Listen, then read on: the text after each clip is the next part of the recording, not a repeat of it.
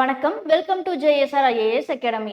50 வருஷத்துக்கு முன்னாடி சிக்கிம் நம்ம இந்தியாவோட ஒரு பார்ட்டே கிடையாதுங்க. 1975 சிக்கிம் நம்ம இந்தியாவுடைய 22வது மாநிலமா இணைக்கப்படுது. இது என்னன்னா, சிக்கிம் வந்துட்டு நம்கியால் அப்படிங்கிற ஒரு டைனஸ்டி கீழ ரூல் பண்ணப்படுது. நம்ம இந்தியாவுடைய இண்டிபெண்டன்ஸ்க்கு அப்புறமா 1950ல சிக்கிம் நம்ம இந்தியாவுடைய பாதுகாப்பு கீழ ஒரு பகுதியா வந்துட்டு இணையுது. ஸோ இதுக்கப்புறம் நம்ம இந்தியா என்ன பண்ணியிருப்பாங்கன்னா, சிக்கிமுடைய டிஃபென்ஸ், எக்ஸ்டர்னல் அஃபேர்ஸ், தகவல் தொடர்பு இது எல்லாத்தையுமே வந்துட்டு கண்ட்ரோல்ல எடுத்திருப்பாங்க. சரிங்களா?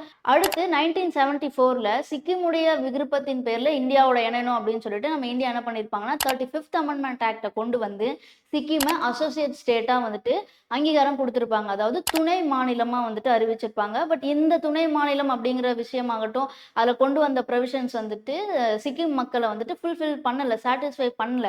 ஸோ என்ன பண்ணியிருப்பாங்கன்னா 1975ல ஒரு ஓட்டெடுப்பு எடுத்திருப்பாங்க. இதன் மூலமா சிக்கிம் மக்கள் வந்துட்டு 97% வந்துட்டு இந்தியாவோட இணையணும் அப்படின்னு சொல்லிட்டு ஆதரவு கொடுத்துருப்பாங்க. ஸோ இதுக்காக நம்மளோட இந்தியன் கவர்மெண்ட் 36th அமெண்ட்மெண்ட்டை கொண்டு வந்து ஆர்டிகல் 371F அப்படிங்கிற ஆர்டிகலை இன்செர்ட் பண்ணி அதில் சிக்கிமுடைய மக்களுக்கும் ஸ்பெஷல் ப்ரொவிஷன் கொண்டு வந்து சிக்கிமை நம்ம இந்தியாவுடைய 22வது ஃபுல் ஃப்ளெஜ்டு ஸ்டேட்டாக வந்துட்டு இணைச்சிருப்பாங்க. இந்த பில் வந்து பார்த்தீங்கன்னா லோக்சபாவில் ஏப்ரல் 23, 1975ல பாஸ் ஆயிருக்கும்.